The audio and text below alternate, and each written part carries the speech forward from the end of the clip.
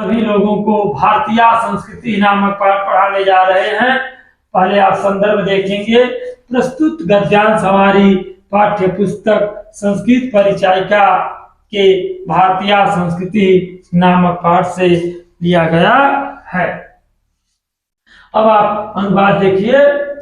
किताब पर भी आपका ध्यान विशेष रूप से होना चाहिए। कहता है, मानव जीवनस्य संस्करणं संस्कृति। मानव जीवन का परिष्कार करना ही संस्कृति है। परिष्कार मीन्स संस्करण। मानव जीवन का परिष्कार अर्थात संस्करण करना ही संस्कृति है। अस्माकं पूर्वजाः मानव जीवनम् संस्कर्तुं महान्तं प्रयत्नं अकुर्वन्। हमारे पूर्वजों ने मानव जीवन को परिष्कृत करने के लिए महान प्रयत्न किए हैं। ते अस्माकं जीवनस्य संस्करणायात यान आचारान् विचारान् च अदर्शयन् तत्सर्वम् अस्माकं संस्कृतिः। उन्होंने हमारे जीवन के परिष्कार के लिए आचार विचार और आदर्श प्रदर्शित किए। वे सब हमारी संस्कृति है। विश्वस्य स्रष्टाः ईश्वरः एक एव इति भारती संस्कृतेः मूलम्। विश्व को रचने वाला ईश्वर एक है, यह हमारी भारतीय संस्कृति का आधार है। विभिन्न मतावलंबिनः विविधैर्नामाभिः एकम् एव ईश्वरं भज्यते। विभिन्न मतों को मानने वाले लोग विभिन्न नामों से एक ही ईश्वर को पूजते हैं। अग्नि इंद्रः करीमः रामः रहीमः जिनः बुद्धः ख्रिस्तः अल्लाह इत्यादीनि नामानि एकस्य एव परमात्मनः सन्ति। अग्नि इंद्र कृष्ण करीम राम रहीम जीन बौद्ध ईसाई खुदा इत्यादि नाम एक ही ईश्वर के हैं। तम एव ईश्वरं जनाः गुरु इत्यपि मन्यसे। उसी ईश्वर को मनुष्य गुरु भी मानते हैं। अतः सर्वेषां मतानां संभावः सम्मानश्च अस्माकं संस्कृतेः संदेशः। अतः सभी मतों का संभाव और सम्मान करना हमारी संस्कृति का संदेश है। भारतीय संस्कृति तु सर्वेषां मतावलंबिनां संगमस्थली। भारतीय संस्कृति तो सभी मतावलंबियों का संगम स्थल है। काले काले विविधाः विचाराः भारतीय संस्कृतो समाहिताः। समय समय पर अनेक विचार भारतीय संस्कृति में सम्मिलित हुए हैं।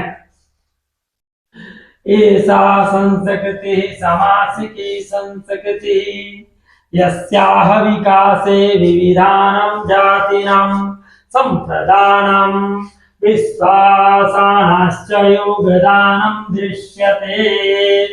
यह संस्कृति समन्वयशील संस्कृति है, जिसके विकास में विविध जातियां संप्रदायों का और विश्वासों का योगदान दिखाई पड़ता है। आगे देखिए, अतएव अस्माकं भारतीयानां एका संस्कृति एका च राष्ट्रीयता। हम इसलिए ही हम भारतीयों की एक संस्कृति और एक राष्ट्रीयता है। इसलिए हम भारतीयों की एक संस्कृति और एक राष्ट्रीयता है। सर्वे अपि वयम् एकस्य संस्कृते समुपासका एकस्य राष्ट्रस्य च राष्ट्रीयाः। हम सभी एक ही संस्कृति के उपासक और एक राष्ट्र के राष्ट्रीय हैं। फिर आगे, यथा भ्रातरः परस्परं लेत्वा सहयोगेन सौहार्देन च परिवारस्य उन्नतिं कुर्वन्ति।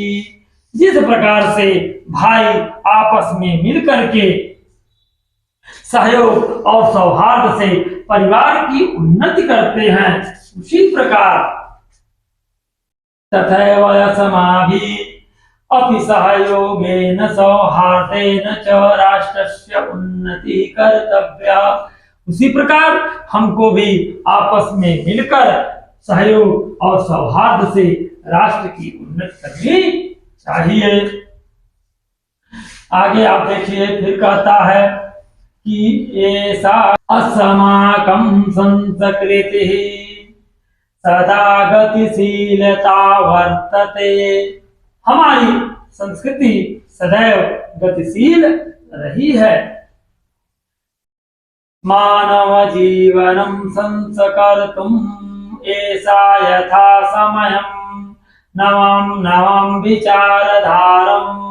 विचारधारं स्वीकरोति नवं शक्ति च प्राप्नोति। मानव जीवन के परिष्कार के लिए यह संस्कृति यथा समय नई नई विचारधाराओं को स्वीकार करती है और नवीन शक्ति को प्राप्त करती है।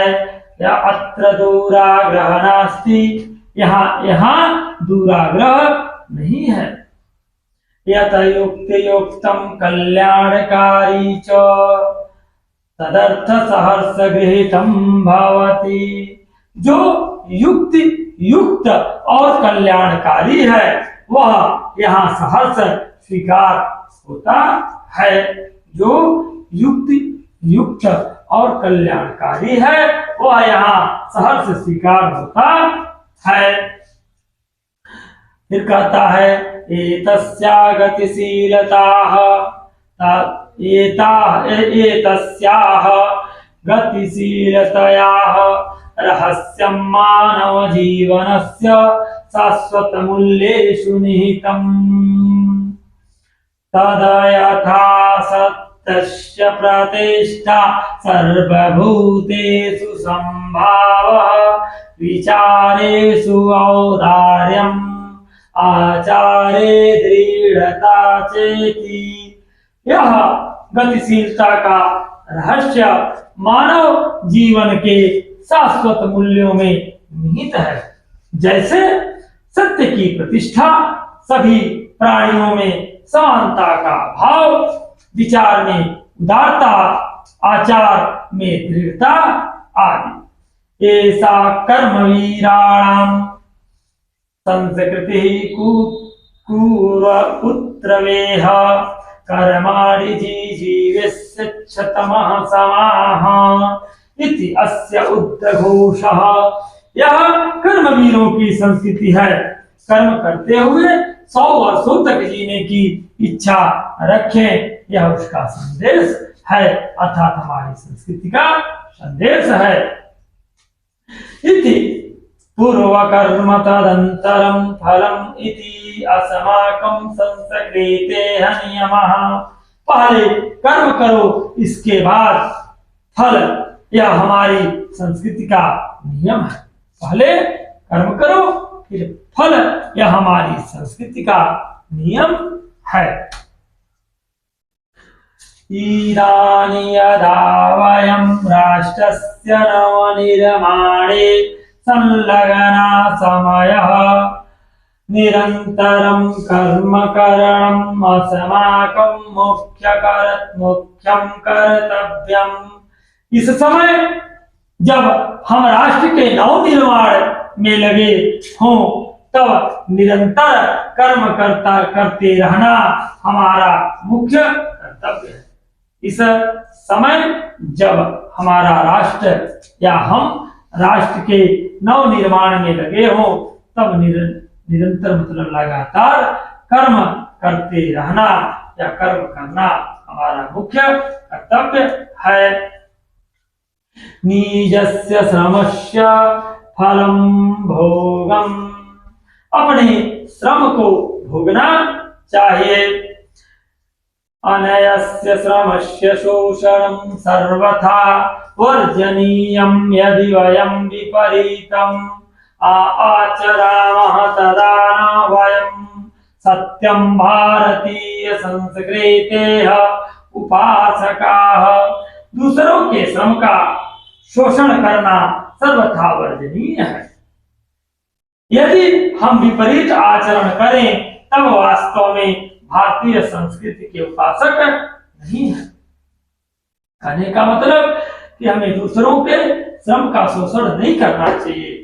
यह हमारी भारतीय संस्कृति का उद्देश्य है। यदि इसके विपरीत हम कुछ करते हैं तो वास्तव में हम भारतीय संस्कृति के उपासक नहीं हैं। वयं तदैव यथार्थ भारतीय यदा अस्माकं आचारे विचारे च अस्माकं संस्कृति रक्षिता भवेत। हम तब ही वास्तविक भारतीय हैं जब हमारे आचार और विचार में हमारी संस्कृति दिखाई देती हो। हम तब ही वास्तविक भारतीय हैं जब हमारे आचार और विचार में हमारी संस्कृति दिखाई देती हो। अभिलषामः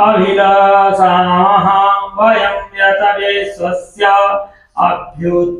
अभ्युदयाय दयाय भारतीय संस्कृतेः एषः देव्यः सन्देशः लोके सर्वत्र प्रसरेत। कहता है कि हम इच्छा करते हैं कि विश्व के अभ्युदय अर्थात उन्नति के लिए हमारी भारतीय संस्कृति का वह दिव्य संदेश संसार में सर्वत्र प्रसारित हो।